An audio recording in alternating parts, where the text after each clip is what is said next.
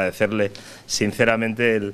el esfuerzo y el detalle y la amabilidad de haber querido visitar la Diputación de Castellón y haber querido aprovechar esta visita institucional para mantener un contacto con todos los agentes de la vida judicial de la provincia de Castellón. Creo que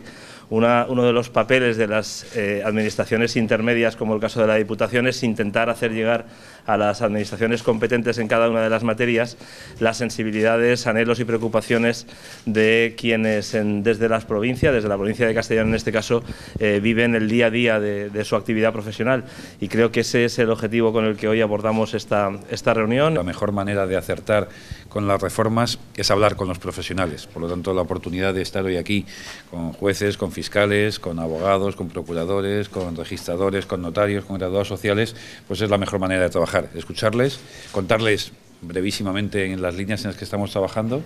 y sobre todo pedirles a ellos también que nos identifiquen pues sus dificultades, sus deseos y sus necesidades para poderlas atender en la medida de las disponibilidades.